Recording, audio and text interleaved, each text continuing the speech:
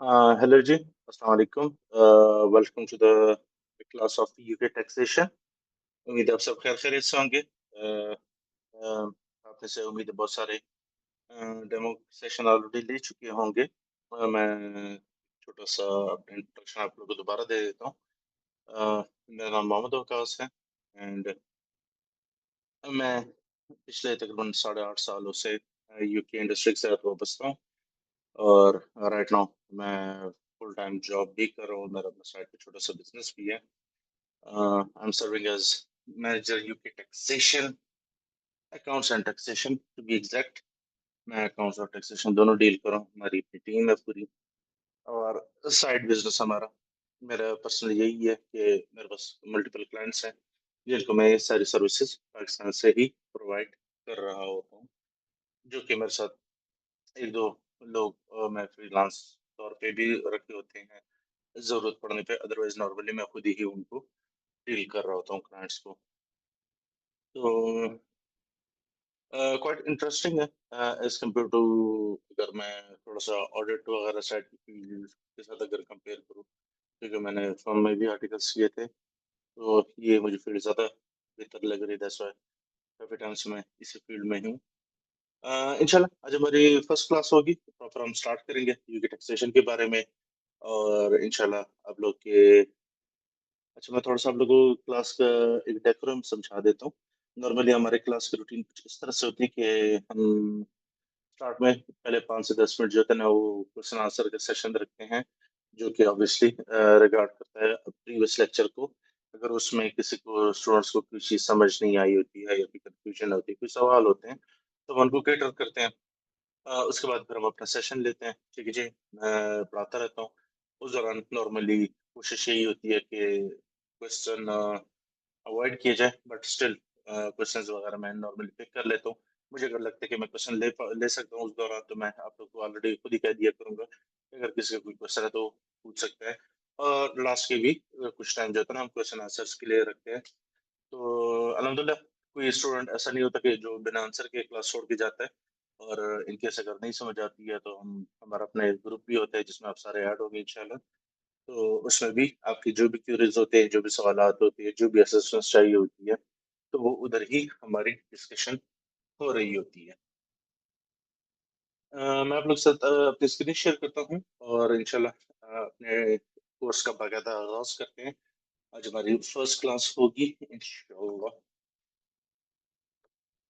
अच्छा, एक चीज और आप लोगों ने ध्यान रखना है, काइंडली आप जितने भी भाई बहन हैं, आप लोगों ने अपना माइक और वीडियो कैमरास को हमेशा ऑफ रखना है। किसी का भी अगर कोई क्वेश्चन वगैरह बीच में आता है, जब मैं आप लोगों से क्वेश्चन रिक्वेस्ट करूँ, तो आप लोग अपना रेज हैंड का ऑप्शन यूज किया करें। और जब मैं आपका नाम कॉल करूँ तो आप तसल्ली से अपने सवाल पूछ सकेंगे और आपको तसल्ली से इंशाल्लाह उसका जवाब मिला करेगा। अल्हम्दुलिल्लाह आज हमारा बैच 16 स्टार्ट हो रहा है। और अगेन मैं थोड़ा सा अगर आप लोग को एक ओवरव्यू दे दूं कि हम इस कोर्स को लेके कैसे चलेंगे, तो हम कोर्स को नॉर्मली 4 पोर्शंस में हम डिवाइड करेंगे। पहला हम रखेंगे पर्सनल टैक्स को, ठीक है, जिसको यूके की जुबान में सेल्फ असेसमेंट टैक्स रिटर्न भी कहा जाता है। सेकंड नंबर पे हम कंपनीज को डील करेंगे, जिसको हम कॉरपोरेशन टैक्स कहेंगे। थर्ड नंबर पे हम उसको वैल्यू एडेड टैक्स कहेंगे, जिसको शॉर्ट फॉर्म हम वीएटी कहते हैं। और अगर आप इसको थोड़ा सा देसी लैंग्वेज में, मतलब पाकिस्तानी लैंग्वेज में अगर अंडरस्टैंड करना चाहता हूँ, इसको आप सेल्स टैक्स भी कह सकते हैं। और उसके बाद हम C H companies house and H M R C services, इनको हम देखेंगे, जिसको हम कंपनी सेक्रेटेरियल भी कहते हैं। कि कंपनी इनकॉर्पोरेशन से लेकर हमारी जितनी भी हमारे रजिस्ट्रेशन होती हैं, अगर आप कोई बिजनेस रजिस्टर कराते हैं, एज ए कंपनी हो या एज ए सोल ट्रेडर, उसके लिए आपको क्या क्या रिक्वायरमेंट्स होती हैं, कैसे आपको करना होता है, पेरोल के लिए किस तरह रजिस्टर आप होते हैं, वैट के लिए किस तरह से आप रजिस्टर होते हैं, अपना गेटवे अकाउंट किस तरह से बनाते हैं, ये सारी चीजें उसमें हम इंशाल्लाह डिटेल में डिस्कस करेंगे। अच्छा, आज का जो हमारा टॉपिक है वो ऑब्वियसली हमारा टैक्स रिलेटेड है। और आज हमने स्टार्ट करना है वो हमारा होगा इंशाल्लाह पर्सनल टैक्स। ठीक है, सॉरी, पर्सनल टैक्स या इसको हम कहेंगे SATR, self assessment tax return. अच्छा जी। थोड़ा सा आप लोग को मैं एक ओवरव्यू दे दूं कि यूके में टैक्सेशन किस तरह से चलती है। अ, अगर मैं थोड़ा सा कंपैरिजन उसका बताऊं पाकिस्तानी टैक्स से रिलेटेड, although मुझे पाकिस्तानी टैक्स की शायद 0.5% नॉलेज होगी, इनफैक्ट 1% भी नॉलेज नहीं होगी मुझे। लेकिन थोड़ा बहुत जो चीज़ें मुझे पता है for the sake of comparison में अगर आपको बताऊं, तो हमारे यहाँ कुछ इस तरह से होता है कि हमारे अगर एक बंदा जॉब कर रहा है तो उसके टैक्सेशन के रूल्स थोड़े डिफरेंट होते हैं। अगर किसी के सेल्फ एम्प्लॉयमेंट है, कोई सोल ट्रेड बिजनेस है या कोई सोल प्रोप्राइटर बिजनेस है, तो उसके टैक्स रेट्स और रूल्स रेगुलेशन थोड़े से डिफरेंट होते हैं, उनकी सबमिशन डिफरेंट तरीके से होती है। यूके में नॉर्मली एक इंसान, अच्छा एक चीज का आप लोगों ने खास ख्याल रखना है कि from now onward till month and या नेक्स्ट मंथ की भी फर्स्ट वीक तक, मतलब अगले एक महीने तक हम जो भी बातें करेंगे, हम जो भी सारी चीजें डिस्कस करेंगे, हम वो एक इंडिविजुअल के पर्सपेक्टिव से बात करेंगे। हम कंपनीज को बीच में नहीं लाएंगे। हम सारी बातें एक इंडिविजुअल पर्सन के रिलेटेड करेंगे। अगर एक इंडिविजुअल पर्सन जॉब करता है, कोई कारोबार करता है किसी कंपनी में, उसकी इन्वेस्टमेंट है, वहां से इंटरेस्ट आता है, डिविडेंड्स आते हैं, कोई पार्टनरशिप है, कोई कैपिटल गेन्स कर रहा है, कोई जो भी मामला होंगे, वो हम एक इंडिविजुअल बनने की बात करेंगे, ना कि कंपनीज की हम बात करेंगे। तो जो भी अगर मैं कहीं पे अगर स्पेसिफाई ना भी करूं, तो आप लोगों ने इसको अंडरस्टूड ये रखना है कि मैं एक इंडिविजुअल पर्सन के पर्सपेक्टिव से आपके साथ मुखातिब। अच्छा, अब पर्सनल टैक्स में नॉर्मली होता है क्या? देखें, अब आप पाकिस्तान में मेजोरिटी रह रहे हैं, ठीक है जी। अब पाकिस्तान में जिस तरह गुजर बसर के लिए आपको कोई ना कोई काम करना पड़ता है, काम किस तरह से हो सकते हैं? या तो आपको जॉब करनी पड़ती है, या आपको छोटा मोटा अपना कारोबार खोला होगा, कोई दुकान खोली, कोई रेहड़ी लगाई गई, शॉप ओपन की होगी, ठीक है ना, या कोई इन्वेस्टमेंट वगैरह की होगी जिससे कि आपको एनुअल रिटर्न मिल रहा है, या आपको ने कोई प्रॉपर्टीज आपकी होंगी, उनसे रेंटल्स आ रहे होंगे, ठीक है, या आपकी कोई जमीनें घर वगैरह होंगे, वो आप बेच के खा रहे हैं, उस गुजर बसर कर रहे हैं, मतलब कुछ ना कुछ आप ऑब्वियसली कर ही रहे होंगे जिंदगी में टू सर्वाइव। सेम इसी तरह ऑब्वियसली यूके में भी मेजोरिटी लोग यही चीजें ही कर रहे होते हैं, वहां भी आप मेरे जैसे लोग ही रहते हैं।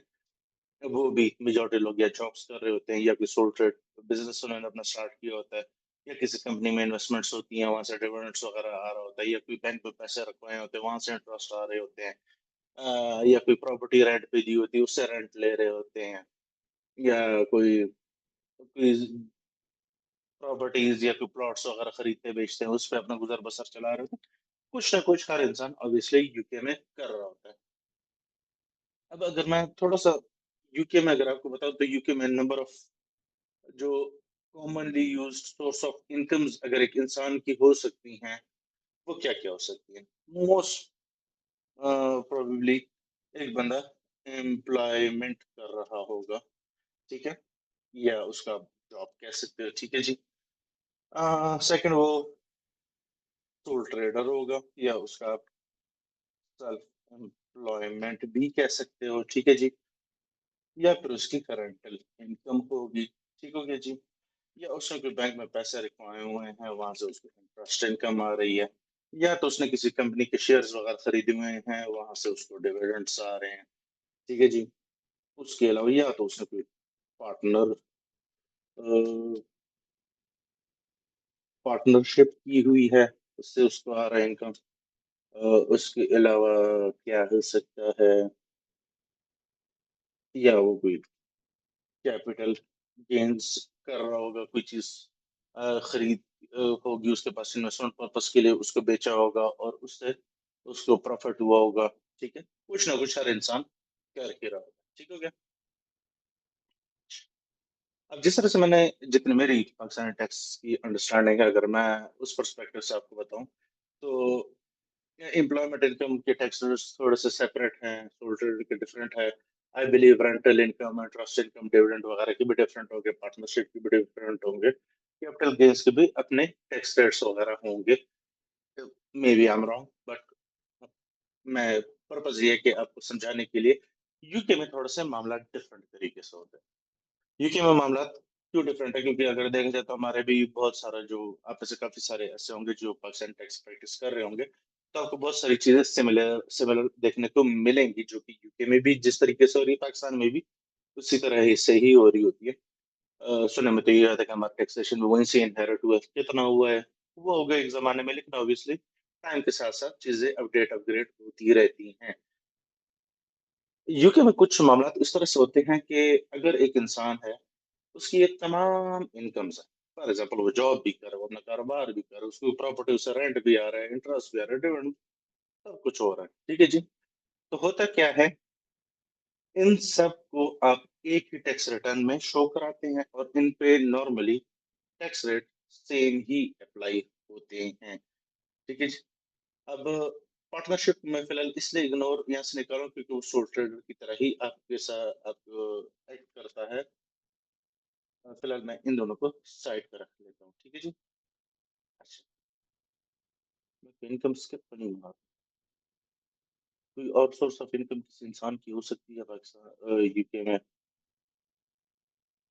यही होती है नॉर्मली, ठीक है। अच्छा,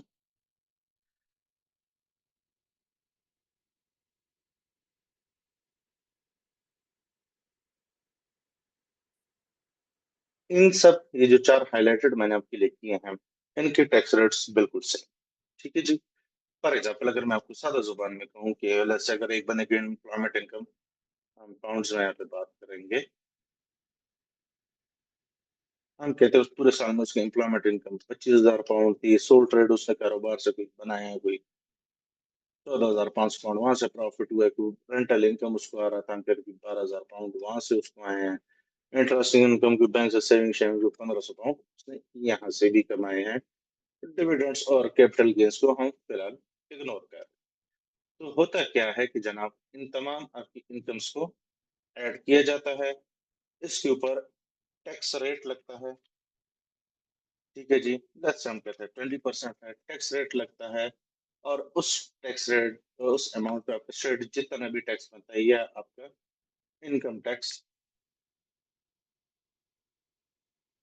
पेएबल बन जाता है, ठीक है जी। अगर सादा जुबान में आपको चीज समझाई जाए तो यूके में टैक्स सिस्टम कुछ इस तरीके से चलता है कि आपके पूरे साल की एम्प्लॉयमेंट इनकम को ली जाती है, और बाकी आपकी जितनी भी सोर्स ऑफ इनकम्स होगी उन सबको कंबाइन कर दिया जाता है। मतलब वो क्या कहते हैं ना, एक ही लाठी से पूरे रेवड़ को हाँक रहे होते हैं, तमाम सोर्सेज ऑफ इनकम को कंबाइन करके उसके ऊपर टैक्स रेट अप्लाई किया जाता है। ये तो हो गई है सादा जुबान। अब थोड़ा सा आते हैं हम HMRC की जुबान की तरफ। HMRC हमारे लिए क्या कहता है, वो कहता है बात आप सही कर रहे हो, लेकिन थोड़ा सा इसको प्रिसाइज करके आपको बताया जाए। प्रिसाइज करके कैसे बताया जाए, टैक्स बैंड्स हैं कुछ यूके में, ठीक है, उसमें कुछ लिमिट्स हैं और उसमें कुछ टैक्स रेट है। अब टैक्स बैंड कौन कौन से हैं? सर, पहला टैक्स बैंड हमारे पास जो आता है उसको हम कहते हैं बेसिक रेट बैंड, ठीक है जी। दूसरा नंबर पे हमारे पास जो टैक्स बैंड आता है उसको हम बोलते हैं हायर रेट बैंड, ठीक है जी। और थर्ड नंबर पे जो हमारे पास आता है उसको हम बोलते हैं एडिशनल रेट बैंड। तीन किस्म के बैंड्स आपके पास आ गए। अब तीन किस्म के बैंड से मुराद क्या है, मैं अभी आपको जो बात बता रहा हूँ वो मैं आपको यहाँ से ऑनवर्ड बता रहा हूँ, मैं मतलब मैंने अपने तमाम सोर्सेज ऑफ इनकम को कंबाइन कर लिया है ना, उसके बाद मेरे ऊपर टैक्सेस किस तरीके किस मैकेनिज्म पे अप्लाई होंगे हम उसको फिलहाल देख रहे हैं, ठीक है। बाद में फिर हम चीजों को इंशाल्लाह ऐसा ऐसा ब्रेक डाउन करेंगे तो आप लोग को बेहतर समझ आएगी। मतलब अभी तक आपने क्या है कि आपकी जितनी भी सोर्सेज ऑफ इनकम थी एज ए इंडिविजुअल पर्सन, उन सबको आपने कंबाइन कर लिया, अब उसके ऊपर टैक्स कैसे लगेगा वो अभी हम यहाँ पे देख रहे हैं। अभी चमासी ये कहता है कि भाईजान बेसिक रेट बैंड में आप तब फॉलो करेंगे अगर आपकी इनकम 1 पाउंड से लेकर 37,700 पाउंड तक की है, तो आप बेसिक रेट बैंड में फॉल करें। ठीक है जी। और वो कहता है अगर आपकी इनकम 37,700 से लेकर आपकी इनकम है पाउंड 125,140, अगर आपकी इनकम 37,000 से, मतलब बेसिक रेट बैंड में आप कब फॉल करेंगे, जब आपकी ये टोटल नेट इनकम जो है ना, उसको हम टोटल नेट इनकम कह देते हैं। ठीक है। अगर आपकी टोटल नेट इनकम अगर 1 पाउंड से लेके 37,700 के बीच में है, तो आप बेसिक रेट बैंड के टैक्स पेयर कहलाए जाएंगे और आप पे tax rate basic rate band का लगेगा। लेकिन अगर आपकी इनकम 37,700 से एक्सीड होती है, तो आपकी बाकी इनकम हायर रेट बैंड में आएगी, और वो उसकी लिमिट क्या है, अगर आप जो इनकम आपकी 37,700 से अबव है अप टू 125,140 पाउंड तक, वो आपकी हायर रेट बैंड में आएंगी, और आपकी वो इनकम जो 125,000 और 140 पाउंड से लेकर अबव है, वो आपकी एडिशनल रेट बैंड में। ठीक है जी, मान लेते हैं आपके साथ बात। अच्छा, अब इसके ऊपर टैक्स रेट क्या हमारे लगता है? टैक्स रेट ये लगते हैं अगर आपके तमाम सोर्सेज ऑफ इनकम जो कि हमारे पास इस पॉइंट एंड टाइम पे ये है, अगर वो तो 37,700 से कम है, आप बेसिक रेट टैक्स पे रहो और आपको अपनी इन तमाम इनकम पे 20% टैक्स पे करना हो। फेयर पॉइंट है। अच्छा जी। आपकी वो इनकम जो 37,700 से अबव है अप टू 1,25,140 पाउंड तक, उसके ऊपर आपको 40% टैक्स देना होता है। और आपकी वो इनकम जो 1,25,140 पाउंड उससे अबव है, लेट्स से अगर आपकी 1.5 लाख इनकम है, तो आप क्या करोगे, 1,50,000 पाउंड से 125,140 लेस करा दो, तो आपकी जो रिमेनिंग 24,860 बनती है, उसके ऊपर आपको टैक्स 45% टैक्स देना पड़ता है। ठीक हो गया। अब जिस तरह हमने यहाँ पे, अगर आपको थोड़ा सा मैं इसको अपने जो हमने यहाँ पे एक छोटी सी एग्जांपल बनाई हुई, अगर उससे रिलेट करें, तो हमने कहा कि हम अगर बेसिक रेट टैक्स पेयर तब कहलाए जाएंगे अगर मेरी ये तमाम सोर्सेज ऑफ इनकम को अगर कंबाइन कर दिया जाए, तो वो अगर 37,700 पाउंड से कम है, तो मुझे 20% टैक्स देना पड़ेगा। लेकिन अगर यहाँ पे देखा जाए तो मेरी इनकम 37,700 पाउंड से एक्सीडेड है, तो हम क्या करेंगे, इसको थोड़ा सा हम हटा देते हैं यहाँ पर। हम यहाँ पे अगर लिख लें बेसिक रेट बैंड, ठीक है, जो कि हमारा जाएगा 20% के हिसाब से। ठीक है जी। तो बेसिक रेट बैंड हमारा जाता कहाँ तक, 37,700।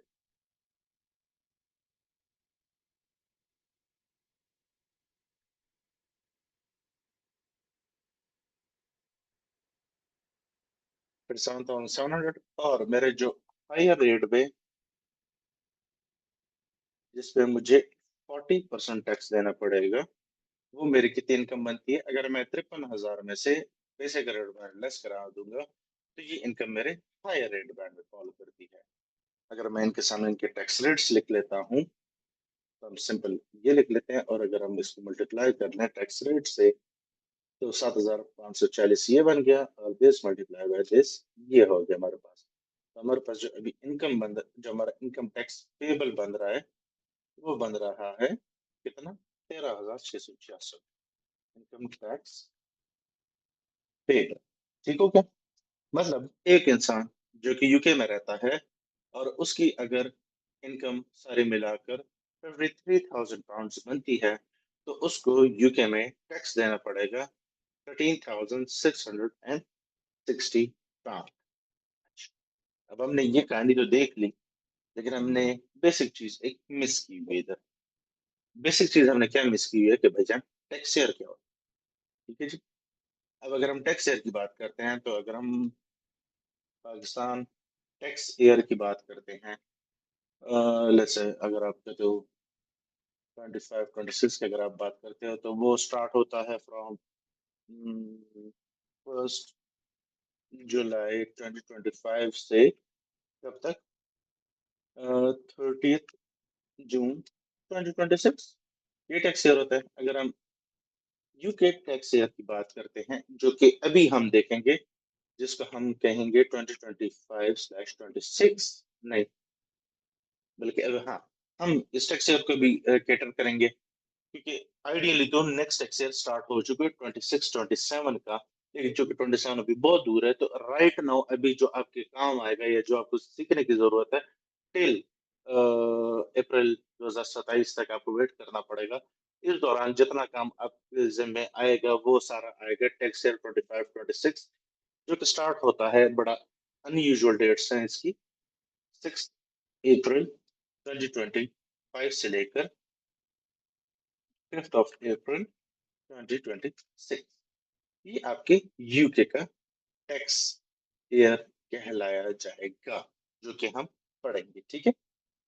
अब हम फिलहाल जो टैक्स ईयर तो खैर हमारे पास आ गया, अब हम कर रहे क्या है कि इस टैक्स ईयर में 6 अप्रैल 2025 से लेकर 5 अप्रैल 2026 तक अगर मेरी तमाम सोर्सेज ऑफ इनकम मिलाकर अगर वो 53,000 पाउंड बनती हैं, तो उसको अगर हम अपने टैक्स स्लैब्स में डिवाइड करें और हम पे जो जो टैक्स लाइबिलिटी बननी चाहिए, वो कुल मिला के बनती है 13,660 पाउंड। लेकिन अगर हम इसको थोड़ा सा एक स्टेप फर्दर लेके चले, इतने भी जालिम नहीं है, ठीक है। वो कहते हैं हम हर एक इंसान जो कि यूके में टैक्स जमा कराता है, हम उसको एक टैक्स फ्री अलाउंस देते हैं, ठीक है जी। अब टैक्स फ्री अलाउंस क्या चीज है, इसको अगर मैं यहाँ पे लिख लूं, इसको HMRC कहता है पर्सनल अलाउंस, ठीक है जी। अच्छा, आप मेरे मुंह से बार बार HMRC का वर्ड सुन रहे हो, मैं आपको बताता चलूं, यूके में जो टैक्स को रेगुलेट करती है जो बॉडी है, जिस तरह पाकिस्तान में हमारा FBR है, फेडरल ब्यूरो ऑफ रेवेन्यू, इसी तरह ही यूके में जो टैक्स अथॉरिटी है उसका नाम है HMRC, ठीक है। और HMRC से बनता क्या है, his majesty revenue and customs, ठीक है। पहले क्वीन हुआ करती थी, तो ये हर मेजेस्टी रेवेन्यू एंड कस्टम्स हुआ करता था। आजकल किंग है तो his majesty revenue and customs कहा जाता है। अच्छा, अब HMRC में क्या कहता है कि भाईजान 6 अप्रैल 2025 से लेकर 5 अप्रैल 2026 तक इस पूरे टैक्स ईयर में 365 दिनों में आपकी तमाम सोर्सेज ऑफ इनकम मिलाकर अगर इतनी बनती हैं, जिसकी टोटल अमाउंट 53,000 बनती है, इसके ऊपर हम जिसके जिसपे हमारे मुताबिक टैक्स बन रहे 13,660 पाउंड, वो कहते हैं इतने जालिम हम भी नहीं है, थोड़ा सा गुजारा करेंगे आपके साथ। गुजारा वो कैसे करते हैं, वो कहते हैं आपकी जितने भी सोर्स ऑफ इनकम है, जितनी भी आपकी टैक्सेबल इनकम बन रही है, उसमें से हम आपको एक टैक्स फ्री अलाउंस दे देंगे। टैक्स फ्री अलाउंस क्या है, वो कहते हैं कि आप आपकी जितनी भी इनकम है उसमें से 12,570 पाउंड पे आप हमें टैक्स ना दें, हम आपसे कोई गिला नहीं करेंगे, ठीक है। तो ये हमारी टोटल नेट इनकम नहीं होगी, इसको हम कह देंगे टोटल ग्रॉस इनकम, इसको फिलहाल हम कह देते हैं। और ये हमारे पास अभी टोटल नेट इनकम हमारी आ जाएगी दिस माइनस दिस। तो हमारी जो टोटल नेट इनकम बन रही है इस पॉइंट इन टाइम पे, वो बन रही है, अल्लाह आपका भला करे, थोड़ा सा लाइट कलर कर लेते, बहुत डार्क हम ले गए, वो बन रही 40,430 पाउंड। मतलब आपने जो 53,000 कमाए हैं, उसमें HMRC कहता है कि भाई आपको 12,570 पाउंड पे कोई टैक्स देने की जरूरत नहीं है। बेशक आप बेसिक रेट टैक्स पे हो, हायर रेट टैक्स पे हो, या एडिशनल रेट टैक्स पे हो, ठीक है। आखिरी बार जो मैंने बोली है ना, ये फिलहाल सुन लें, लेकिन ऐसा होता नहीं, एडिशनल रेट टैक्स पे के लिए मामला थोड़ा डिफरेंट हो जाते हैं। ऐसा ऐसा स्टेप बाय स्टेप चीजें मैं आपको बताऊँ। कहने का मकसद ये है कि आपकी जितनी भी सोर्सेज ऑफ इनकम है, उनको आप कंबाइन करेंगे, जो भी फिगर आएगी आपके पास, जिस तरह हमारे मुताबिक हमारे सिनेरियो में फिलहाल 53,000 पाउंड बन रही है, उसमें स्ट्रेट अवे आपने एक फिक्स अमाउंट लेस करा देनी है, बिना कुछ देखे बिना कुछ सोचे समझे, 12,570 पाउंड, जो कि फिक्स है। हर एक इंसान के लिए जो यूके में टैक्स पे करेगा फॉर टैक्स ईयर 25-26, मतलब 6 अप्रैल 2025 से लेके 5 अप्रैल 2026 तक, ठीक है। अच्छा, अगर ये मेरी टोटल नेट इनकम बन गई है तो बेसिक रेट बैंड तो मेरा स्टिल, मेरी इनकम अभी भी बेसिक रेट बैंड से ज्यादा है, तो मेरा बेसिक रेट बैंड इतना हो गया, और बाकी इनकम जो मेरी बनेगी वो मैं टोटल नेट इनकम से लेस करा देता हूँ, तो मेरी जो वो इनकम जो कि हाई रेट बैंड में फॉल हो रही है वो बनती है £2,730। और सिर्फ एक पर्सनल अलाउंस की वजह से हमारा जो इनकम टैक्स है वो 13,660 से कम होकर 8,632 पे आ गया है। तो ये टैक्स फ्री अलाउंस जो है ये यूके में हर एक इंसान को अवेलेबल होता है, और वो उसको बिना कुछ पूछे सोचे समझे इसको क्लेम कर सकता है। जी। यहाँ तक मैं चाहूंगा, अगर किसी कोई क्वेश्चन है, कोई कंफ्यूजन है, वो अपना रेज हैंड करे, रेज हैंड का ऑप्शन यूज करे, और मैं उसका नाम कॉल करूंगा एंड देन वो अपना क्वेश्चन पूछ सकता है। जी, एनीवन? किसी को यहाँ तक कोई कंफ्यूजन है, कोई चीज समझ नहीं आ रही है, तो please don't hesitate, you can ask now. Anyone? It's Musab Sultan sahab. अस्सलाम वालेकुम। मुझे वालेकुम सलाम। मुझे बस एक चीज़ पूछनी थी कि अब जैसे पर्सनल अलाउंस है वो 12,570 है। तो ये जी, बेसिक रेट बैंड से ही कैसे होता है कि अगर आपने किया 1 to 37,500 है तो उसमें से 12,570 हमारा एग्जाम्प्ट हो गया और उससे ऊपर जो है वो टैक्सेबल बाकी।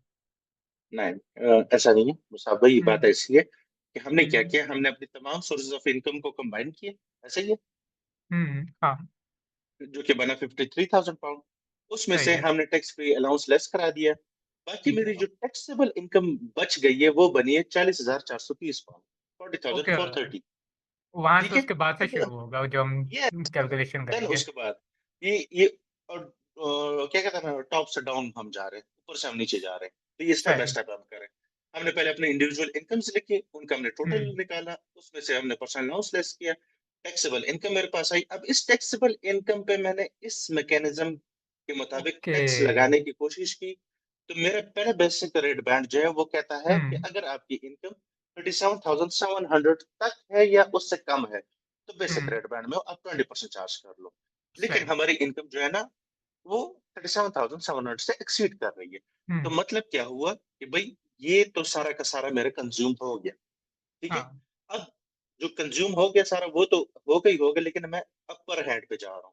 तो हम्म। मेरे बेसिक रेट बैंड से जो अबव इनकम जा रही है वो ये हो गई है, तो मैंने उसके लिए सही। सिंपल क्या किया, मैंने अपने टोटल नेट इनकम में से बेसिक रेट बैंड लेस करा दिया, रिमेनिंग मेरे हायर रेट बैंड में आ गई है, ठीक है। हम्म। और अकॉर्डिंगली मैंने टैक्स रेट्स अप्लाई कर दिए, ये हर बैंड का ओ, टैक्स बना, और कंबाइंड टैक्स रेट में टैक्स मेरा इतना बना। ठीक हो गया। Thank you. No issue. अच्छा जी, एनीवन एल्स? किसी को कोई चीज समझ नहीं आई या कोई कंफ्यूजन है, प्लीज आप पूछ सकते हैं। हम आगे बढ़ते हैं। आगे बढ़ने से पहले हम आपको थोड़ी सी एक चीज और बता देते हैं कि इन दोनों के साथ जो हमने थोड़ा सा सुतेले वाला जो व्यवहार किया है वो इस वजह से हमने किया है कि फातिमा मैडम ने रिजाइन किया। जी फातिमा, फरमाएं। सर मेरे पास एक ही क्वेश्चन था कि हम लोग ये जो नेट इनकम को डिडक्ट कर रहे हैं ग्रॉस इनकम में से, तो ये जो हमारा बैंड कैलकुलेशन होगा वो कौन सी अमाउंट से होगा? ग्रॉस अमाउंट पे ही होगा या नेट इनकम पे होगा?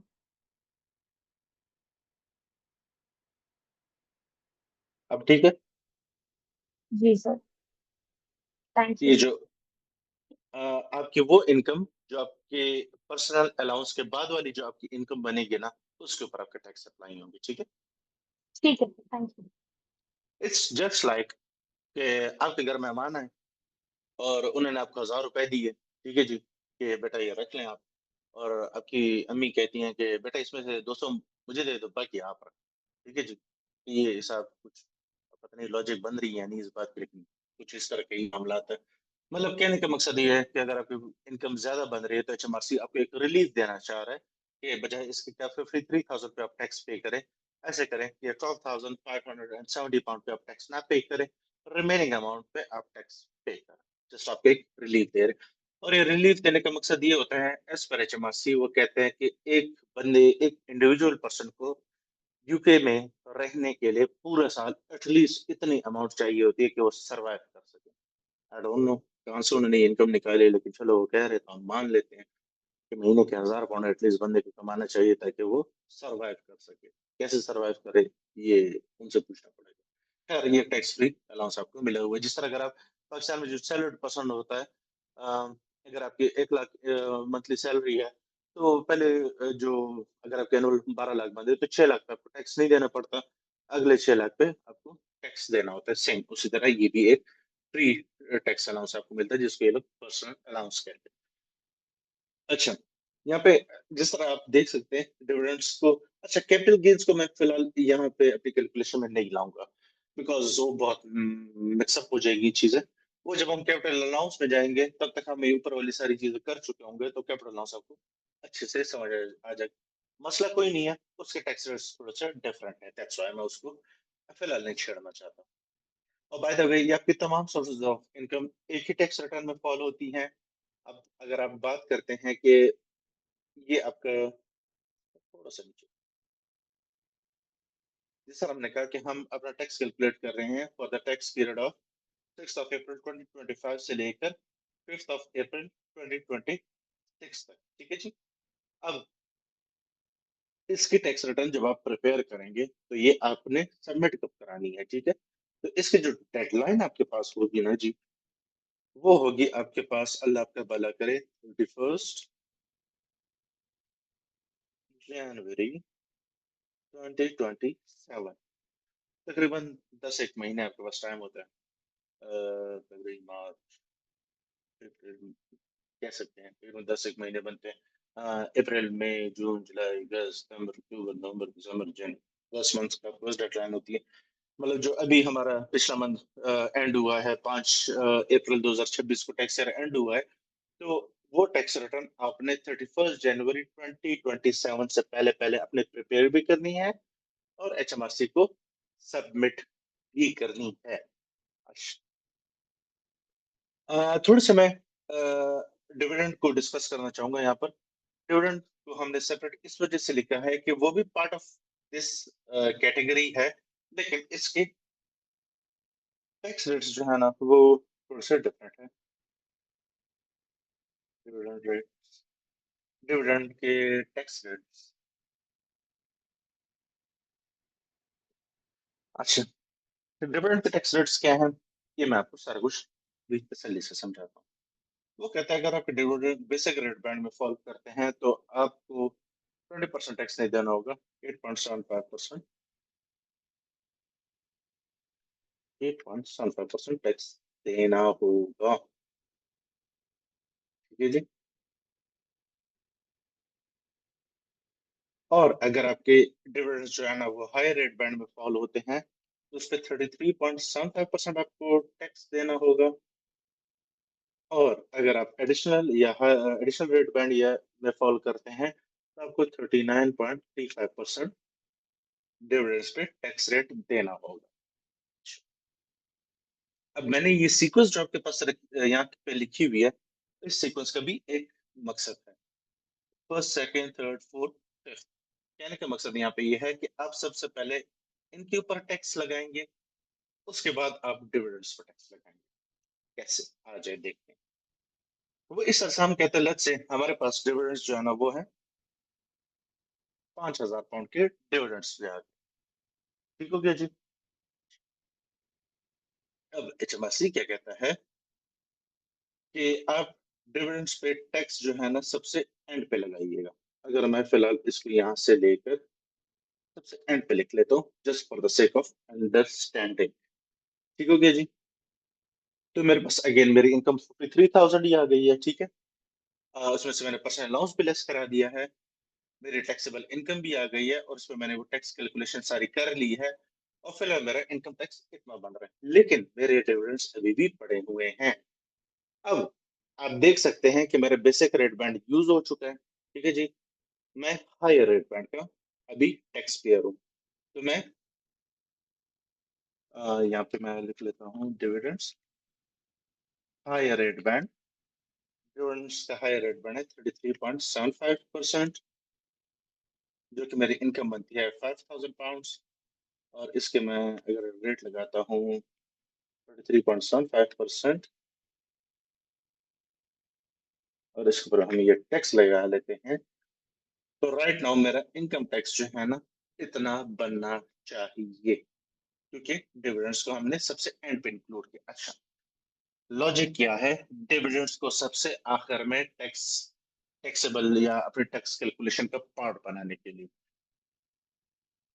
लॉजिक उसकी ये है, ठीक है, कि डिविडेंड्स के टैक्स रेट्स कम है, ठीक है। अच्छा, कम किस तरह से है कि अगर मेरी जो ये बाकी सोर्सेज ऑफ इनकम थे जो ऊपर चार मेंशन है, अगर इसके ऊपर मैं टैक्स लगाऊंगा, ठीक है, या लेट्स से हम एक बात करते हैं कि मेरी कोई इनकम थी, लेट्स से हम बात करते हैं इंटरेस्ट इनकम, ठीक है। हमने इंटरेस्ट इनकम की जगह डिविडेंड्स ऊपर ले और इंटरेस्ट इनकम हमने छोड़ दिया, ठीक है जी। तो क्या होगा कि मेरा बेसिक रेट बैंड जो है 20% वाला, जो कि 37,700 है, जिसके अंदर डिविडेंड्स भी इंक्लूड है, ठीक है, तो उसके ऊपर 20% और 8.75% टैक्स लग रहा है। लेकिन मेरे इंटरेस्ट इनकम 20 के बजाय 40% वाले स्लैब में आ जाएगा, ठीक है, क्योंकि मेरे ये जो बेसिक रेट बैंड है वो ये 5,000 से डिविडेंड कवर कर रहा है, मतलब जो 37,700 की स्लॉट है, इसमें 5,000 डिविडेंड्स की वजह से ऑक्युपाई हो रहे हैं। तो मेरी वो इनकम जो कि बेसिक रेट बैंड में अगर होती तो 20% टैक्स होती है, डिविडेंड की वजह से उस वो 40% वाली स्लैब में जा रही है। लेकिन अगर उसी इंटरेस्ट इनकम की जगह अगर मैं डिविडेंड को अकेले छोड़ दूं और सबसे आखिर में उसके ऊपर टैक्स लगाऊं, तो मुझे 40% टैक्स नहीं देना पड़ेगा, मुझे 33.75% टैक्स देना पड़ेगा। और ये एचएमआरसी का रूल भी ऐसा है। अब आगे हम इंशाल्लाह जब टैक्स रिटर्न पे भी जाएंगे, वो ऑटो कैलकुलेशन भी जब करेगा उसमें भी आप देखेंगे डिविडेंड को सबसे एंड पे रखेगा।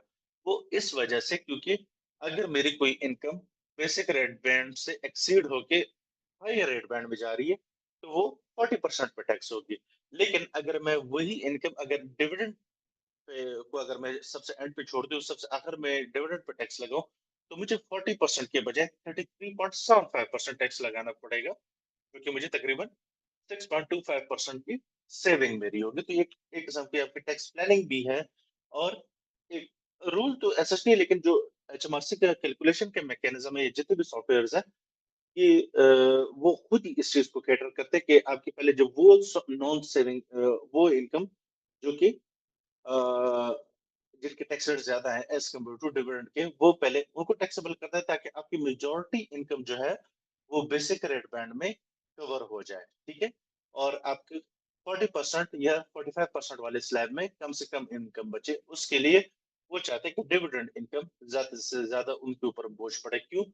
अगर कोई इनकम लेस अगर 45% वाले बैंड में वो करी, लेट्स अगर हम कहते हैं कि 5,000 के डिविडेंड्स ने जो स्पेस पकड़ी थी, अगर वो इंटरेस्ट इनकम होती 5,000 इनकम, अगर 5,000 पे मैं 45% टैक्स लगाता हूँ, तो इतना लगेगा टैक्स। और अगर वही 5,000 अगर डिविडेंड होते उनके ऊपर इतना टैक्स रेट लगता, तो अच्छे खासा टैक्स में फर्क पड़ रहा है। अगर नॉन सेविंग इनकम होती, मतलब employment income, sole trade income, अगर आप 45% वाले स्लैब में छोड़ देते, तो आपको 2,250 का टैक्स देना पड़ता। और उसी की जगह अगर आपने डिविडेंड इनकम को एंड पे छोड़ा होता, तो आपको 1,967 पाउंड का टैक्स देना पड़ता है, जो कि अच्छा खासा आपको 282 पाउंड का एक मतलब रिलीफ मिल जाएगा, या टैक्स सेविंग आपकी हो सकती है।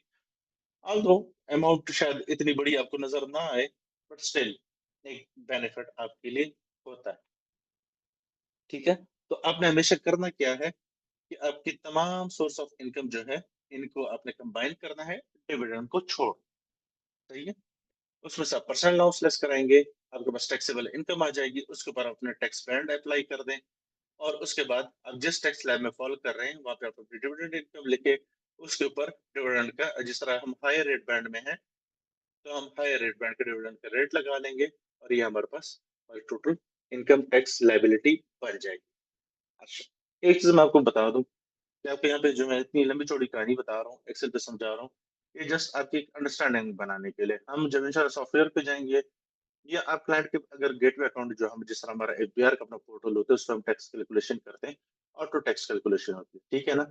सेम इस तरह एचएमआरसी का जो पोर्टल है जिसपे आप टैक्स रिटर्न प्रिपेयर करते हो, उधर भी सारा कुछ ऑटो हो रहा होता है।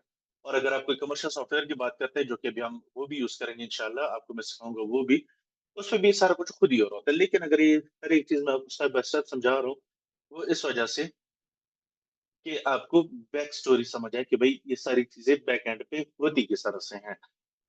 लेट्स अगर आप सॉफ्टवेयर पे लगे हो, कोई टैक्स रिटर्न बना रहे, वो टैक्स की कैलकुलेशन आ रही है, अमाउंट कुछ डिफरेंट बन रही है, आपके कैलकुलेशन के मुताबिक कुछ और बन रही है, तो एटलीस्ट आपको पता हो कि भाई बैक एंड पे टैक्स कैलकुलेशन किस तरीके से होती है।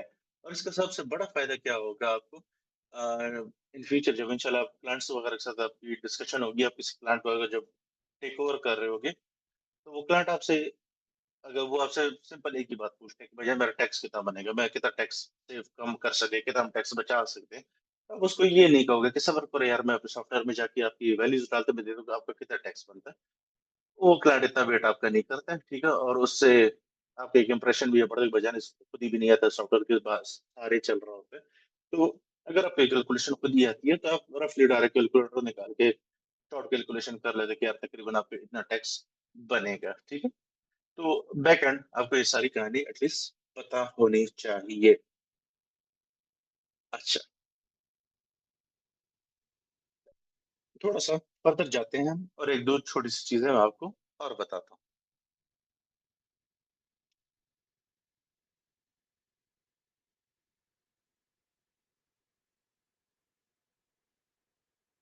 डिविडेंड इनकम के बारे में एक छोटा सा पॉइंट है, वो ये है,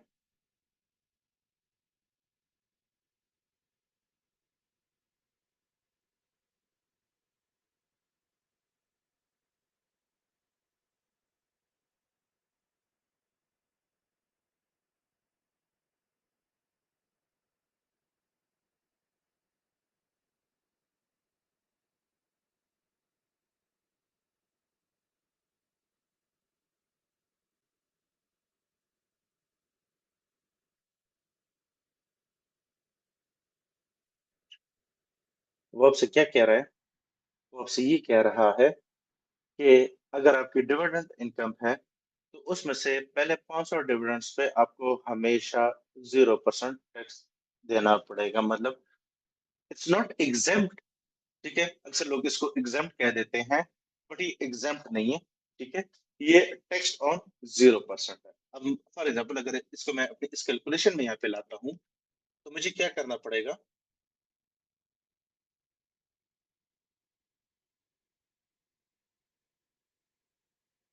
जो कि 500 अमाउंट के शेयर बनेंगे, ठीक है, जिसके ऊपर 0% टैक्स रेट लगेगा। तो अब मेरे 5,000 टोटल डिविडेंड थे, जिसमें 500 पे 0% टैक्स लगेगा, तो मैं इसमें से 500 लेस करा लूंगा, 4,500 ये हो जाएगा। तो ये मेरी डिविडेंड की कैलकुलेशन कहलाई जाएगी, ठीक हो गया। कहने का मकसद क्या है कि आपकी जितनी भी डिविडेंड इनकम आपकी आ रही हो, जितने भी आपको डिविडेंड्स रिसीव हुए हो जिस भी कंपनी से आपके हों, अगर वो 10,000 है, तो पहले 500 पाउंड पे आपको 0% टैक्स लगेगा, बाकी 9,500 पे वही टैक्स अप्लाई होगा जिस टैक्स बैंड में आप फॉलो करें, चाहे वो बेसिक है, हायर है, या एडिशनल रेट टैक्स पेयर हैं आप, ठीक हो गया जी। एनीवन, किसी को यहाँ तक कोई कंफ्यूजन है, कुछ चीज समझ नहीं आई है, तो प्लीज आप यहाँ पे पूछ सकते हैं। एनीवन। अच्छा, एक भाई थे हमारे, उनका रेज हैंड पहले हुआ था, लेकिन उसमें हम क्लास थोड़ा सा जा चुके थे। कोई एडवोकेट साहब थे, नाम उनका नजर नहीं आ रहा मुझे भी। नहीं, हाँ, आप दोबारा रिजाइन कर सकते, साद अवैस साहब।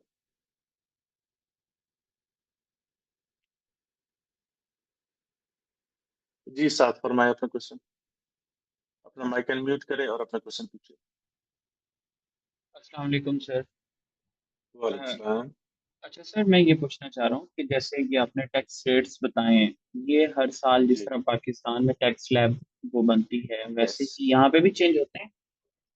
और अगर चेंज होते हैं अब तो उसका कोई अपडेट्स हम ले सकते होते हैं, या उसका क्या जी होता है बिल्कुल ये इस हवाले से? बिल्कुल, टैक्स रेट्स अपडेट होते हैं, चेंज होते हैं, और पिछले 5-6 सालों से यही टैक्स रेट्स ही चल रहे हैं।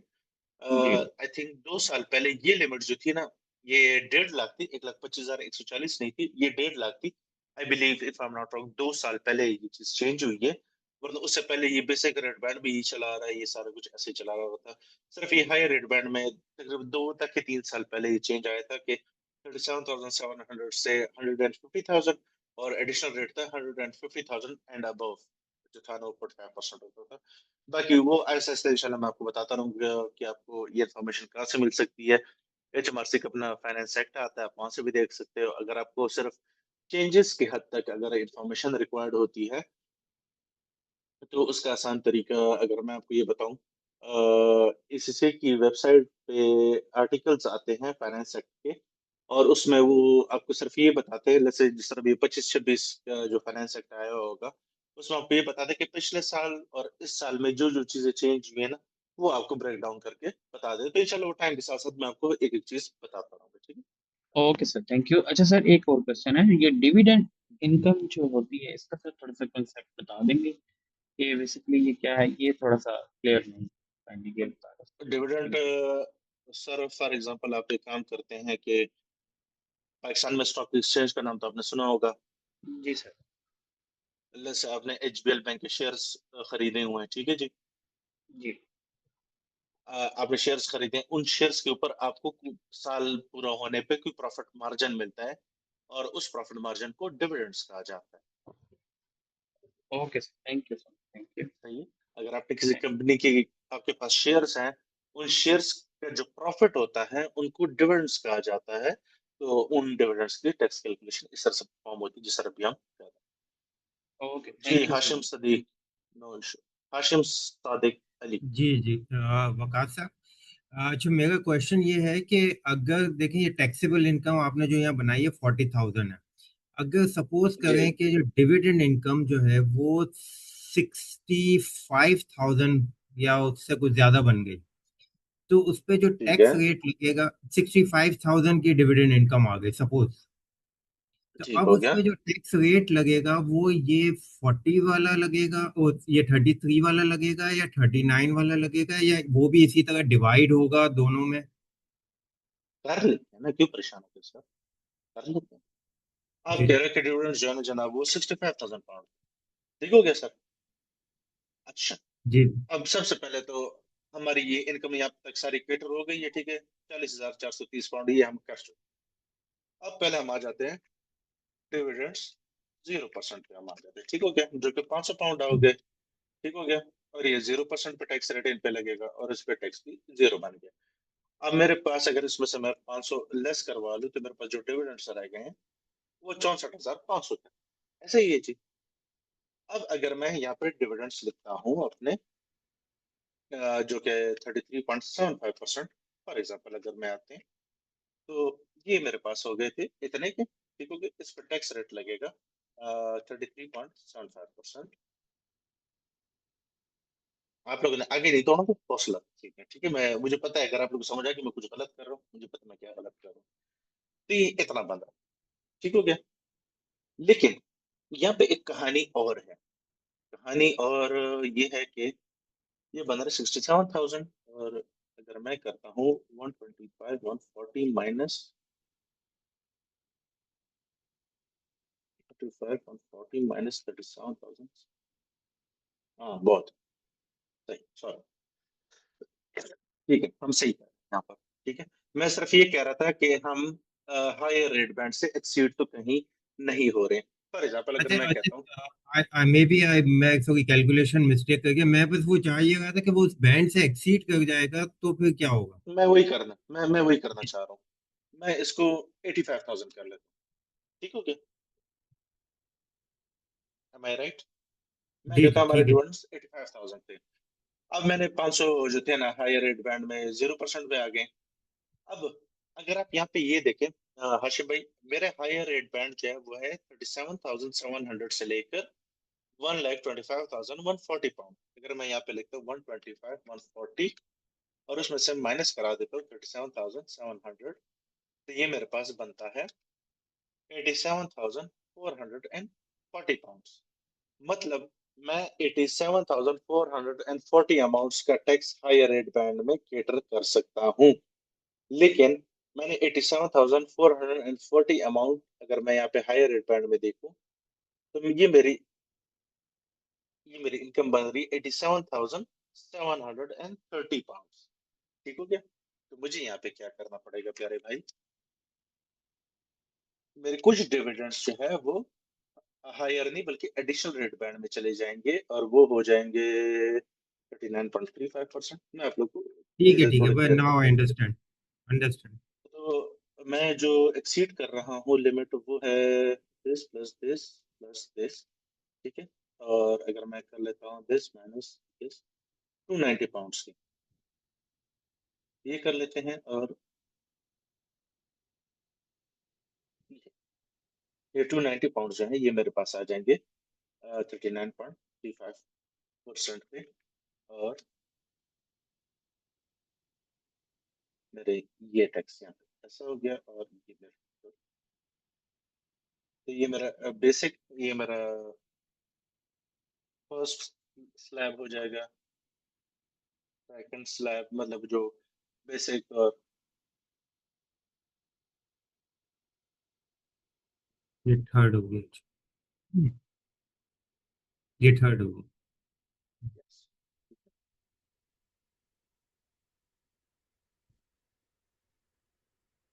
ये मेरे पास हो जाएगा फर्स्ट स्लैब,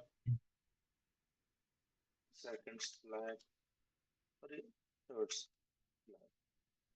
आई नो पहले दिन मैं ये नहीं आपसे एक्सपेक्ट करूँ भाई आपको हर एक चीज समझ आएगी। ये जो कैलकुलेशन यहाँ पे हम कर रहे हैं ना, ये आगे हर क्लास में 2 से 3 दफा रिवाइज होंगी, ठीक है ना? क्योंकि हम हर एक टैक्सेबल इनकम जो पढ़ते जाएंगे उस पर हम प्रैक्टिस करेंगे, तो ये सारी कहानी हम बार बार करते रहेंगे, तो इंशाल्लाह ये आपको अगले 2-3 क्लासों में आपको सारे रट्टा हो जाएंगे। तो इन चीजों की आप परेशान ना ले कि अगर आपको अभी कोई कंफ्यूजन हो रही है या उतनी समझ नहीं आ रही है, ठीक है, ये सारी चीज आपकी इंशाल्लाह क्लियर हो जाएंगी। नहीं नहीं, अच्छा, बिल्कुल नेक्स्ट, क्लियर हो गया मुझे, बिल्कुल क्लियर। चलो बेहतरीन है फिर तो। चलो जी अली थैंक यू। रजा साहब, नो इशू।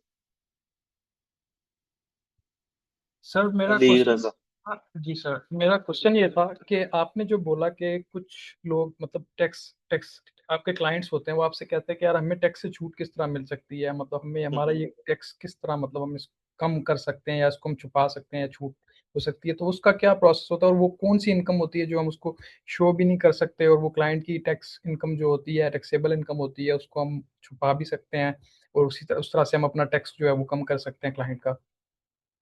अच्छा वैसे ये तो मैं जब इंशाल्लाह के हम पढ़ेंगे तो आपको एक चीज में डिटेल में बताऊंगा, लेकिन बस एक अगर आप, ओवरव्यू दीजिए मुझे शॉर्ट सा। मैं आपको बताता हूँ सर, एम्प्लॉयमेंट इनकम में तो आप 1% भी हेर फेरी नहीं कर सकते। ठीक है ठीक है, आपको पाकिस्तानी टैक्स का थोड़ा बहुत आइडिया है? सर, काफी टाइम पहले मैंने आईआरएस पे किया हुआ था काम थोड़ा सा, लेकिन अब ये है कि वो नहीं, चीज नहीं। मैं आपसे कोई पूछ नहीं रहा, मैं जस्ट आपको मैं आपको याद ध्यान नहीं दिला रहा हूँ। जिस तरह मैं जी जॉब कर रहा हूँ, मेरी सैलरी से हर महीने टैक्स डिडक्ट होता है, और ठीक मेरा है एम्प्लॉयर जो है ना वो टैक्स हर महीने एफबीआर को जमा करा है, ऐसे ही है। ठीक है बिल्कुल। तो अगर मैं एफबीआर को अगर कम टैक्स अपनी सैलरी कम बताऊंगा ताकि टैक्स कम कैलकुलेट हो, तो एफबीआर कहेगा भाईजान मेरे पास आपका रिकॉर्ड पड़ा हुआ है कि आपकी कितनी क्रॉस सैलरी बनती है, उसका कितना टैक्स बनता है। सेम एग्जैक्टली यही चीज एचएमआरसी के पास भी होती ठीक है है। और इवन मैं आपको इतना भी बता दूं, एचएमआरसी इतना स्मार्ट इनफ है इस चीजों में, मुझे अच्छे से याद है। अगर आपने tax calculation specially employment income में अगर आपने अपने इनकम कम शो कराई है और आपने अपना टैक्स लाइक से 1,000 पाउंड बनाया है, और जब आप ठीक टैक्स है रिटर्न सबमिट करोगे और अपने पोर्टल पे जाओगे टैक्स लाइबिलिटी चेक करने, हफ्ते 2 हफ्ते बाद आप देखोगे वो लाइबिलिटी ऑटोमेटिकली रिवाइज हो जाती है, क्योंकि एचएमआरसी के पास उसका रिकॉर्ड होता है। वो आपको ठीक बताते है भी नहीं है, वो खुद ही उसको अपडेट कर लेते हैं कि भाईजान तुम होगे बड़े फनकार, हम हैं आपके उस्ताद। ठीक है वो वाली ठीक हो। गेम होती है। अच्छा, सोल ट्रेडर जो है ना, इसमें लोग घपले बहुत करते हैं, क्योंकि आपने खुद ही प्रॉफिट लॉस बनाना होता है, प्रॉफिट शो कराना होता है, और उस पर आपने टैक्स जितना आप चाहते हो बनवा सकते हो। लेकिन एक चीज याद रखिएगा, एचएमआरसी के पास यूके की तमाम कंपनीज के बैंक अकाउंट को एक्सेस करने की और हर इंडिविजुअल के बैंक अकाउंट को एक्सेस करने की परमिशन है, इफ दे एंड से वांट। वो आपके बैंक एक्सेस कर सकते हैं। तो वो फिर आपकी इंक्वायरी ओपन कर लेते हैं। वो कहते हैं यार आपके बैंक में फला फला इनकम्स आ रही हैं, ये क्या चीज, हमें इसकी एक्सप्लेनेशन दे दें आप। अगर आप वो जस्टिफाई कर पाए तो वेल एंड गुड, ना कर पाए तो पेनल्टी भी हो सकता है और ये क्रिमिनल ऑफेंस कहलाए जाते हैं। एग्जैक्टली, ठीक हो गया। एंड सेम रेंटल इनकम है। देखो, मैं ये नहीं कह रहा कि लोग दो नंबर ही नहीं करते, लोग करते हैं, हम्म, बट HMRC एक स्टेप अहेड होता है, पकड़े भी जाते हैं, नहीं भी पकड़े, सिंपल। क्योंकि डेली लाखों लोग टैक्स रिटर्न जमा कराते हैं, वो हर एक को नहीं चेक कर सकते, बट इट डजंट मीन कि आप नजर में नहीं आ सकते। ठीक हो गया, ठीक है, ठीक हो गया, थैंक यू। No issue. जी, मियां अहमद मूसा। अच्छा सर, आपने बताया कि पर्सनल अलाउंस जो है वो 12,570 पाउंड है, और जी, जो डिविडेंड की जो फर्स्ट 500 है उस पे 0% है। लेकिन अगर सर कोई ऐसा इंडिविजुअल हो जिसकी सोर्स ऑफ इनकम सिर्फ डिविडेंड से हो, तो फिर उस सिचुएशन में हम क्या करेंगे? फिर तो सीधे सीधा बेसिक रेट बैंड में जाओगे ना। फिर तो लेट्स से आप, अगर आप कहते हो ना आपकी सारी की सारी इनकम ही डिविडेंड इनकम है, ठीक है, 85,000 लेट्स से अगर आप कहते हो ना आपकी डिविडेंड इनकम ही है, मैं यहाँ पे नीचे आपको एक कैलकुलेशन छोटी सी कर देता हूँ, या मैं दूसरी शीट पे चले जाते हैं।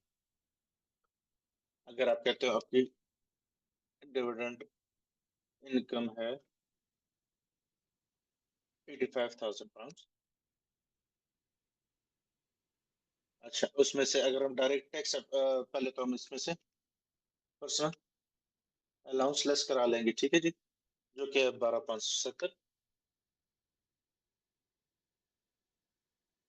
तो आपके पास जो आपकी टैक्सेबल इनकम बन जाएगी, दैट वुड बी, आपकी ये इनकम बन जाएगी। अच्छा, अब अगर हम स्लैब में आएंगे, तो आपका फर्स्ट स्लैब यूज होगा, जो कि हमारा बेसिक रेट बैंड है, वो 37,000 नहीं, पहले हम 0% पे जाएंगे।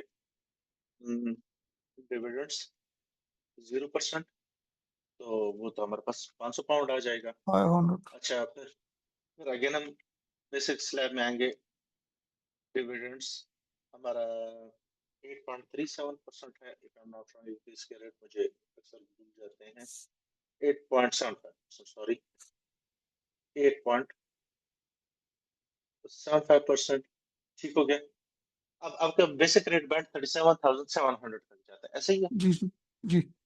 लेकिन ये 0% जो है ना, एक चीज आपने याद रखनी है, आपको मैंने पहले कहा था, there is difference between 0% tax और एग्जाम्प्ट। एग्जाम्प्ट का मतलब है कि वो टोटल एग्जाम्प्ट है, उस पर टैक्स नहीं पड़ता, लेकिन 0% पे भी टैक्स नहीं ही पड़ता है। लेकिन डिविडेंड एट 0% से मुराद है कि ये 500 पाउंड आपके टैक्स स्लैब को यूज करेगा, मतलब जो आपका 37,700 है, उसमें से 500 लेस होगा। ये आपने जो 0% वाला यूज किया ना, जी ये इस्तेमाल होगा, तो आपका फर्स्ट स्लैब जो है ना, इतना रह गया अभी, तो थर्टी ठीक सेवन है। थाउजेंड टू हंड्रेड आपका ये हो 200। जाएगा।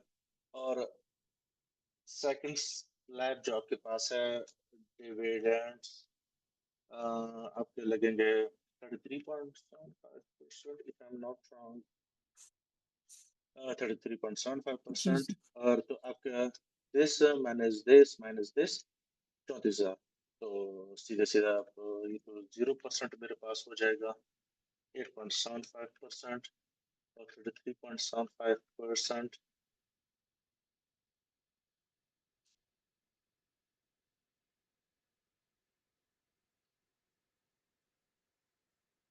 तो आपके जो इनकम टैक्स लाइबिलिटी इस वक्त बनेगी, वो बनेगी 14,976। ठीक ठीक है सर, ठीक। सही होगी जी, जी बिल्कुल sir, okay, thank you. No issue जी। दानिश मुगल साहब। सलामकुम सर। वालेकुम सलाम सर।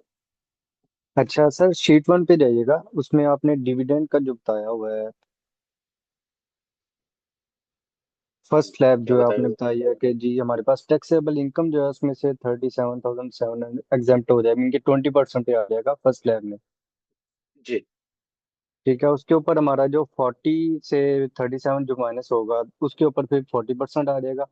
फिर हम जब जी, डिविडेंड्स पे जाएंगे तब हम फर्स्ट स्लैब यूज नहीं करेंगे, मीन के डिविडेंड अगर हमारे नहीं 85,000 है उसमें से थर्टी नहीं सेवन नहीं 700 जो है ना 8.7 ना, पे आएंगे। नहीं, देखो, आप आपके बेसिक जो बेसिक स्लैब है ना, उस पे 37,700 रुपए आ सकते हैं, जो कि आप ऑलरेडी ऑक्युपाई कर चुके हैं। एक चीज डिविडेंड के लिए आप सिंपल एक बात रखें, आप पहले तमाम सोर्स ऑफ इनकम पे टैक्स लगा लो, सबसे आखिर में डिविडेंड को लाओ। बिल्कुल ठीक सर। सही। तो जी मैं आप ठीक है लोग सर, सिंपल ये बात एक बता चीज देता हूँ। थी जो तंग तो कर मैं रही आपको थी। ये इंशाल्लाह, ये जैसा मैंने पहले भी जिक्र की, ये तकरीबन हर क्लास में हमारी ये सारी चीजें रिपीट होंगी। और ये इंशाल्लाह जब हम सॉफ्टवेयर पे जाके टैक्स रिटर्न बनाने की कोशिश करेंगे ना, ये ये सारी कहानी इंक्लूडिंग दिस, ये सारी कहानी हम्म, ये सारी कहानी मुझे कुछ भी नहीं करना पड़ेगा। मुझे सिर्फ एम्प्लॉयमेंट इनकम में ये डालना पड़ेगा, सोर्टेड इनकम में ये डालना पड़ेगा, ये मुझे सिर्फ ये फिगर्स डालनी होगी। बाकी ये जितनी भी शीट आपको पूरी नजर आ रही है ना, ये सारा कुछ खुद ही। ठीक है। ठीक है, मीन कि हमारी जो ग्रॉस होगी डिविडेंड भी ऐड होंगे, बट हम डिविडेंड को जो है ना कैलकुलेट कर लेंगे, आगे दिन आगे डिविडेंड आएगा। आपने हर सेक्शन में जाना है। लेट्स से एम्प्लॉयमेंट इनकम है, एम्प्लॉयमेंट इनकम में अपने अपने ग्रॉस इनकम वगैरह शो लिख देनी है। सोल ट्रेडर में जाके अपना प्रॉफिट और लॉस लिख देनी, कितनी मेरी सेल थे, इतने मेरे एक्सपेंसेस थे। प्रॉफिट खुद ही कैलकुलेट करेगा, खुद ही उसके ऊपर टैक्स रेट लगाएगा, खुद ही परसेंट अलाउंस लेस कराएगा, खुद ही स्लैब्स में डिवाइड करेगा, खुद ही टैक्स रेट लगाएगा।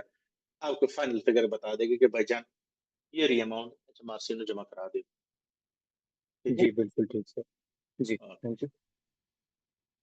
ये Ashveer Abbasi, if I am not wrong.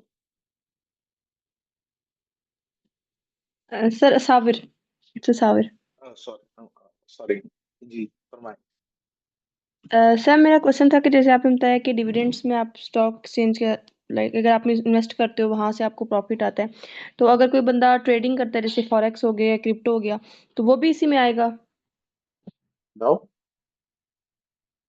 Forex, अगर आप क्रिप्टो करेंसी की बात करते हो, इसके लिए आप को मैं खैर वो भी भेज दूंगा, HMRC के जो आर्टिकल वगैरह इसके बारे में।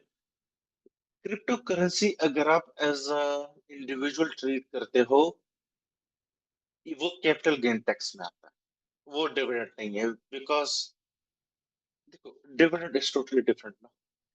कैपिटल गेन जो क्रिप्टो करेंसी है ना, इट्स जस्ट लाइक के ये एयरबड्स है, ये मैंने 500 रुपए के खरीदे हैं। ठीक है, कल इसकी वर्थ बढ़ गई 600 रुपए को और ये मैंने बेच दिया। ठीक है। बट डिविडेंड्स ऐसे नहीं होते। ओके। डिविडेंड्स क्या होते हैं? एक कंपनी के अपने शेयर्स परचेज किए हैं, उसने पूरा साल काम किया है, उसने सेल्स ज्यादा की हैं, उन्होंने अपने प्रॉफिट मार्जिन उन्होंने ज्यादा कर लिए हैं, तो उनको प्रॉफिट ज्यादा हुआ तो वो अपने शेयर होल्डर्स को प्रॉफिट शेयर देते हैं। वो पूरे एक साल की गेम होते हैं। डिविडेंड और क्रिप्टो करेंसी जो है ना, वो टोटल एक डिफरेंट चीज है। अब अगर आपको हम डिविडेंड की अगर और क्या एग्जांपल दूं, मैं ये भी कह सकता हूँ कि अगर आप शेयर होल्डर हैं और आप कंपनी में एक्टिवली काम भी कर रहे हो, शेयर होल्डर की बात बात है, वोटिंग राइट्स होते हैं, डिसीजन मेकिंग वो कर सकते हैं कंपनी में, तो आपके कंट्रोल में किसी हद तक उस डिविडेंड को मैनेज करने की सलाहियत है कि आप अपने बिजनेस को अच्छे से रन करो कंपनी को, ताकि आपकी सेल्स बढ़े, आपके प्रॉफिट मार्जिन बढ़े और आपको ज्यादा डिविडेंड मिल सके। बट क्रिप्टो करेंसी में आप कुछ भी नहीं कर सकते। जस्ट प्रोडिक्शन के अलावा आप जस्ट प्रोडिक्शन कर सकते हो, बाकी आप कुछ नहीं कर सकते, आप मार्केट को हिला नहीं सकते, वो अपने मुताबिक ही चल रही है। ठीक है। ओके, लेकिन टैक्स तो फिर भी लगेगा ना, फिर जब वो कैपिटल गेन हम कैलकुलेट करेंगे तो फिर टैक्स यस, तो उसमें से भी लगेगा। That would be the yes that would be the part of capital gains. ठीक है। वो कैपिटल गेन्स का पार्ट बन। वैसे क्रिप्टो पे अभी बहुत सारी बहस चल रही है। तो उस दिन में मैं कंपनी के अकाउंट्स वगैरह बना रहा था, उसने मेरी क्रिप्टो करेंसीज परचेज की हुई थी और बेची भी थी, तो उसके ऊपर हमने बड़ी मगजमारी भी की थी। बट CEO साहब जो है हमारे, वो कहते हैं यार इसको कैपिटल गेन्स की तरफ ना ले जो कंपनी में बात करो, सॉरी थोड़ा सा ऑफ द टॉपिक जा रहा हूँ। उन्होंने कहा था इनको कैपिटल गेन्स ना ट्रीट करो, इसको सिंपल इसकी सॉर्ट ऑफ इन्वेंटरी ट्रेड करा दो। तो हमने कहा करा देते हैं, लेकिन अगर मेरी अंडरस्टैंडिंग की देखी जाए और HMRC उसके बारे में जो कहता है ना, that that would be capital gain taxes. हाँ, इंडिविजुअल के टैक्सेस की अगर बात की जाए तो वो कैपिटल गेन टैक्स में आपको फॉलो करते हैं। बट यहाँ पे एक बहुत बड़ी बात और है, अगर आप खरीदना और बेचना है, देन वो आपका सोल ट्रेड या सेल्फ एम्प्लॉयमेंट कहलाया जाएगा, नॉट कैपिटल गेन। ठीक है, ओके, इट्स जस्ट लाइक मैं थैंक यू इसकी सर। एग्जांपल आपको ऐसे दे देता हूँ। अगर आपका कोई बिजनेस है और आपने गाड़ी परचेज की है टू ट्रांसपोर्ट योर गुड्स, ठीक है, तो उस सूरत हाल में वो गाड़ी आपकी बैलेंस शीट में as a non current asset कहलाई जाती है। ठीक है, जिसके ऊपर आप डिप्रिसिएशन चार्ज करते हो। बट अगर आपका बिजनेस ही गाड़ी खरीदना और बेचना है, तो उस सूरत हाल में वो गाड़ी आपकी इन्वेंट्री कहलाई जाती है as per IS 2 international accounting standard 2। ठीक है, वो आपकी इन्वेंट्री कहलाई जाती है। तो नेचर ऑफ बिजनेस मैटर करता है बहुत ज्यादा।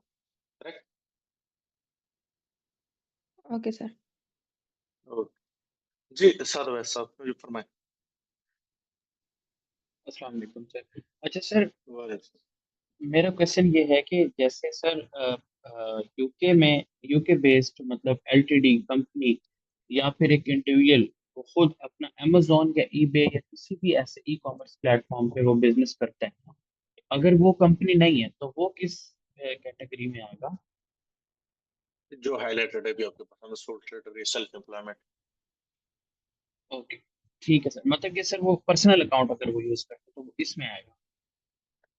लेट्स से आप अगर अमेजोन वगैरह पे काम कर रहे हो और आपने कोई कंपनी रजिस्टर नहीं कराई, तो फिर आप सोल ट्रेडर या सेल्फ एम्प्लॉयड कहलाए जाते हो।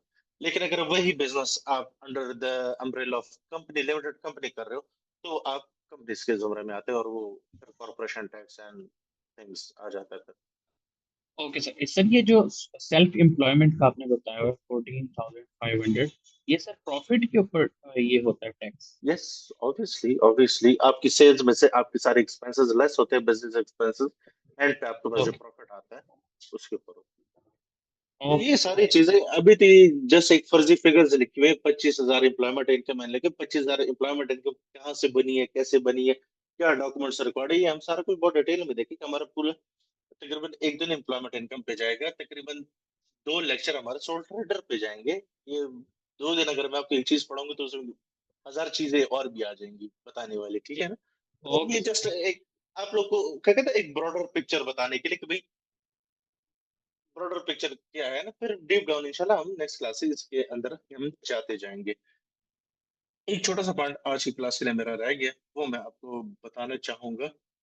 वो ये है कि मैंने आपसे कहा था कि पर्सनल अलाउंस हर एक इंसान के लिए अवेलेबल है 12,570 पाउंड। क्या ये हमेशा अवेलेबल रहेगा? मतलब एक बंदे के लिए अगर किसी की इनकम कम या ज्यादा है, कोई लिमिट है या नहीं? जी बिल्कुल, इसकी एक लिमिट है। इसको मैं थोड़ा सा साइड पे ले जाता हूँ आपके लिए, ताकि आप लोग को इजी टू अंडरस्टैंड हो जाए।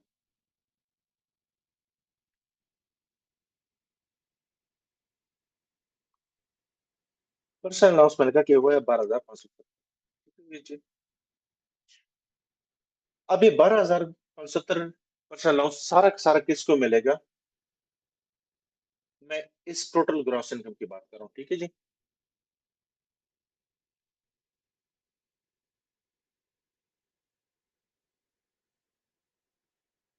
आपकी ऑल इनकम कंबाइंड अगर वो 1 लाख पाउंड है, ठीक है जी, तो आपको पर्सनल अलाउंस फुल मिलेगा। ठीक है। लेकिन अगर आपकी ये इनकम जो है ना, यहाँ पे लाइन लिख देता हूँ, for every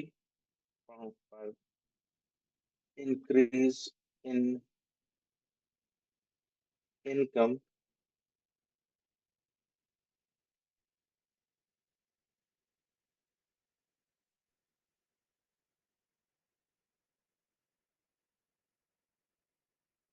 for every 5 pound नहीं, फॉर एवरी 2 पाउंड है। तो एवरी 5 पाउंड वो 5 माइल वो माइलेज अलाउंस एक डिफरेंट चीज है, मैं उसमें कंफ्यूज हो रहा हूँ। अच्छा, मैंने यहाँ पे ये लिखा है, अगर तो आपकी ये जो तमाम सोर्सेज ऑफ इनकम कंबाइन करके, कि आप जिस तरह हमारी 53,000 बन रही, अगर आपकी ये इनकम बनती है 1 लाख पाउंड, ठीक है जी, तो आपको 12,570 पाउंड का सारा पर्सनल अलाउंस मिलेगा। लेकिन अगर आप कहते हो कि मेरी जो टोटल ग्रॉस इनकम जो है वो है 125000, ठीक है। हम इसको 112 मैं करना चाहता हूँ। अगर हम कहते हैं एक बंदे की इनकम 1,12,000 है, ठीक है जी।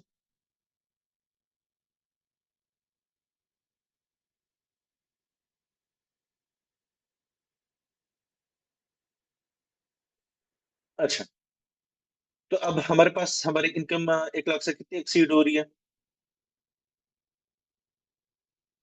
वो हमारी हो गई है 12,000 पाउंड, ठीक है।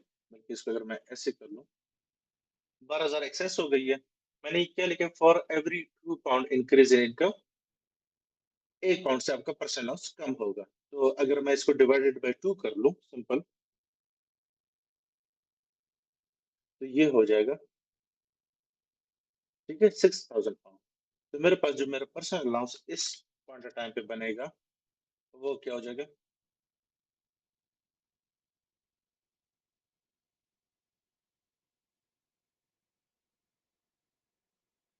ये मेरा लेस हो जाएगा। और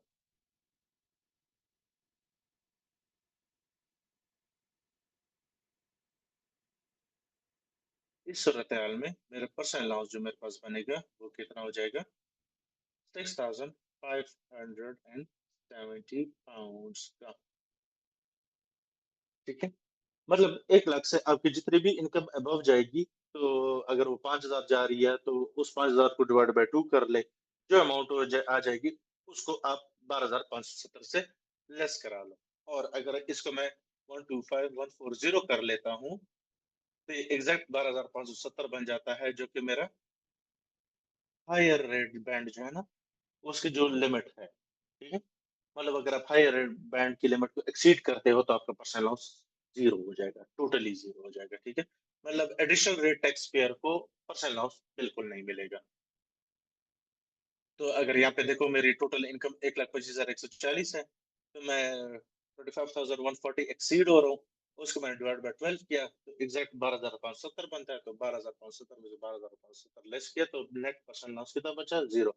तो मुझे 0% अलाउंस मिले, ठीक है जी। सिंपल सी बात।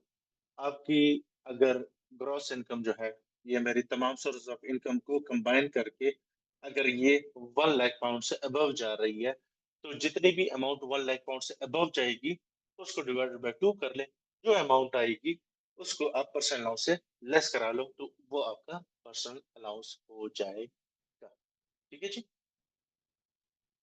जी, एनीवन, किसी को कोई कंफ्यूजन, कोई क्वेश्चन, तो प्लीज आप लोग पूछ सकते हैं। I think that's it for the day. बाकी इंशाल्लाह नेक्स्ट क्लास में कल जो है ना, हम प्रॉपर एम्प्लॉयमेंट इनकम को स्टार्ट करेंगे, पढ़ेंगे कि भाई HMRC एम्प्लॉयमेंट इनकम के बारे में क्या कहते हैं, टैक्स रेट्स, टैक्स रूल्स क्या है उसके बारे में। अगर एक क्लाइंट मेरे पास आता है और उसकी एम्प्लॉयमेंट इनकम है, तो मुझे उससे क्या क्या रिक्वायर्ड होगा। अच्छा, वो चीज़ अगर मुझे मिल जाती है तो उसको मैं फिर अपने टैक्स रिटर्न का पार्ट कैसे बनाऊंगा, और हम उसको इंशाल्लाह एक आइडियल सिचुएशन की टैक्स रिटर्न बनाने की हम कल से एफर्ट करेंगे। कि मतलब एक बंदे उसकी एम्प्लॉयमेंट इनकम भी है, फिर जब जब रेंटल इनकम पढ़ेंगे उसमें रेंटल इनकम भी इंक्लूड करेंगे, सेल्फ एम्प्लॉयमेंट भी करेंगे। मतलब हम हर जो सोर्स ऑफ इनकम पढ़ते जाएंगे उसका हम अपनी टैक्स रिटर्न का पार्ट बनाते जाएंगे, और एक आइडियल सिचुएशन की टैक्स रिटर्न बनाते जाएंगे।